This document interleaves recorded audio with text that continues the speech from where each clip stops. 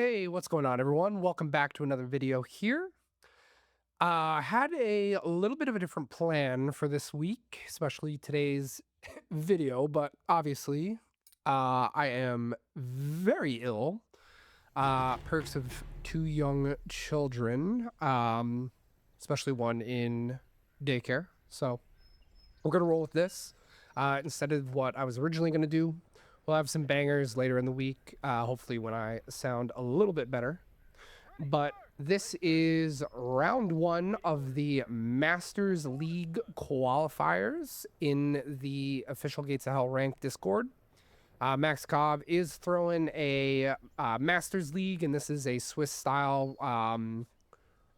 qualifying round, I guess we'll call it. It's going to be a set number of games depending on how many he wants to do.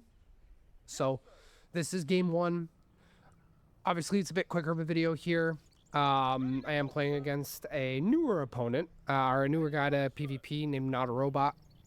So I ultimately went random, considering he is newer to PvP. So luck of the draw, I got the Americans.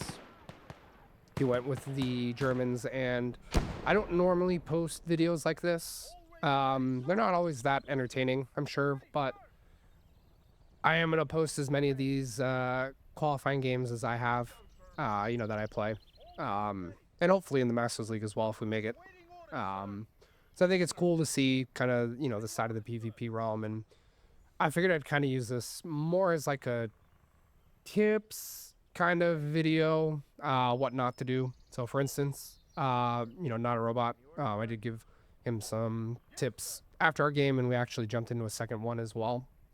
But starting off with a bike in 1v1's probably not the best idea.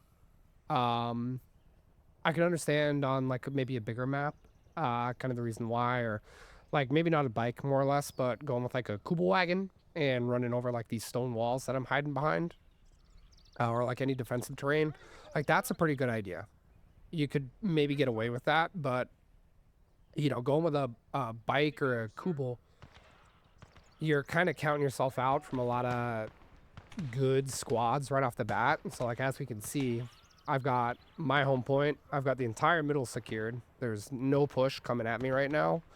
He has a squad over on his point, but it's an ersat squad. So it's the lowest of the low.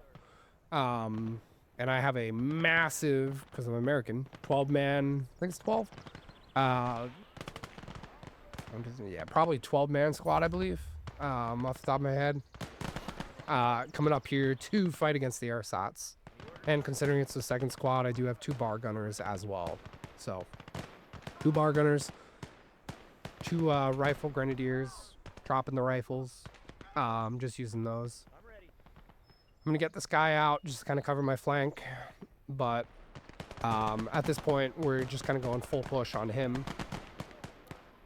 He's only shown the bike and the ersats so far. We're going to make sure we do equip the rifle grenades. And then he also has a static MG42 emplacement as well. So it's not a terrible buy. Looks like he's also got a secondary squad coming in. More ersats though. So another cheap, low health, low accuracy, not the best squad coming up to reinforce, likely because the MG42 ate up a chunk of his MP. So not something I would normally recommend right off the bat. Getting MG42 up later isn't a bad idea once you have your lines established, but I'm kind of knocking right on his door right now. And there's been no push on my side, no push in the middle. We're coming up on tier 1, and I'm already preemptively getting out a 37mm AT gun. And I'm going to pull up a Willys recon Jeep. And these Jeeps do come with 3 guys. They can tow, so I did call this in to technically tow the 37mm up and get that up quick. I do drop the 1 passenger off I usually like to get him out to provide spotting. And so far, I do believe my opponent here might just be a little overwhelmed with his home point, and it's his sole focus. So with our random selection for allies and going US, we did get all around, obviously. And I do go with the M16 GMC, which is known as the meat chopper because of those quad 50s, and those things shred. They shred infantry, they shred light vehicles. So any light Vics that come up, half tracks, whatever, I am 100% going to go at it with the quad 50 along with the AT gun. We're in a very good position here, obviously. Being a newer player, we kind of talked, like I said before, going into the game and then after the game, and as we can see, he pulls up an ammo truck along with the 221. The 221 stops back, gets taken out by the AT gun. Ammo truck, you know, obviously not needed at this point, especially. So we'll finish off, or at least hit the 221. Quad 50s pretty much decimated a lot of the infantry. We did lose all of our guys, though, as well. But we have quite a bit of MP saved up, and we're going to call in some Rangers.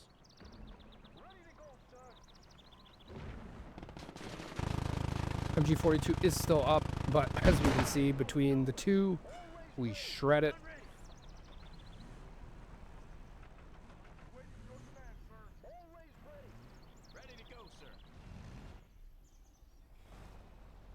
And I would say in 1v1s, you really got to get your infantry out.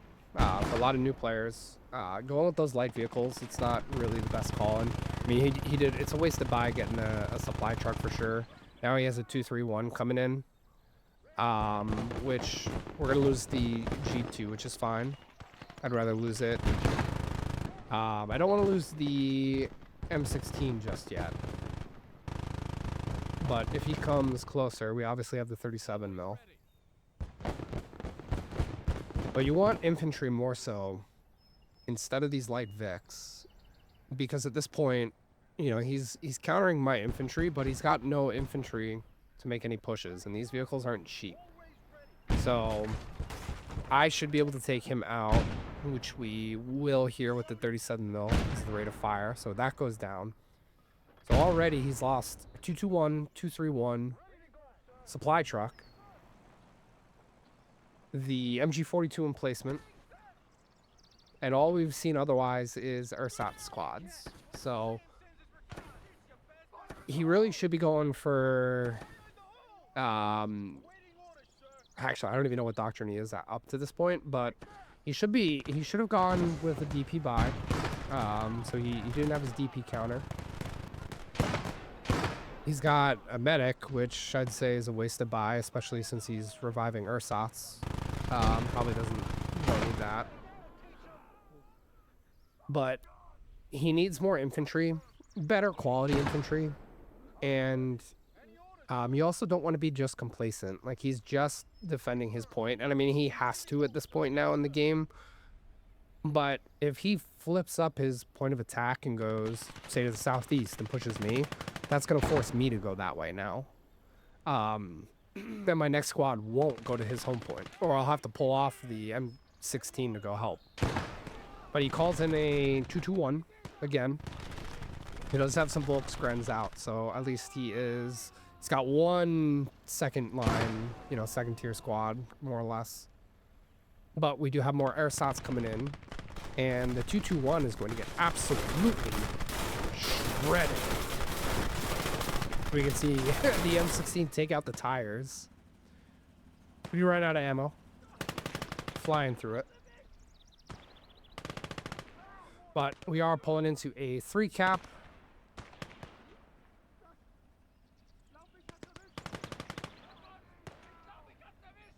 And we're also going to get an early Sherman and 4 just to kind of finish this out and make sure we do.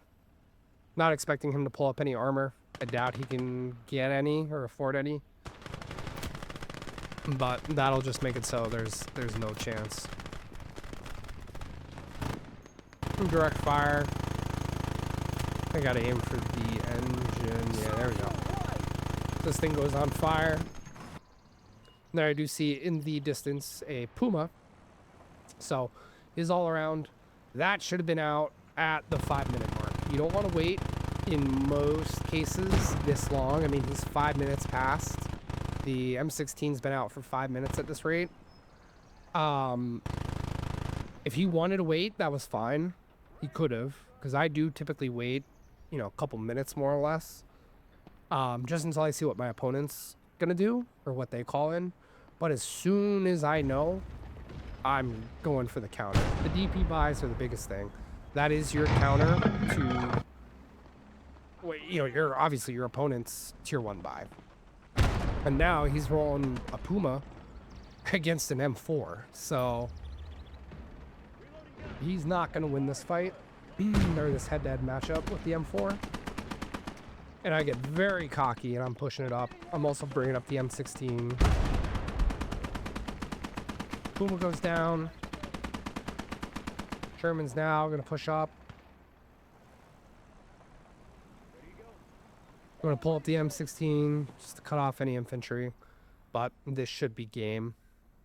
And we are so close. So this will be round 1. Definitely just, you know, infantry buys. That's more or less what it was. Newer player though, but like I said, I'm gonna show as many of these games as I can just to kind of, you know, get these out, kind of draw interest. But we are already into the second round, so stay tuned for that shortly.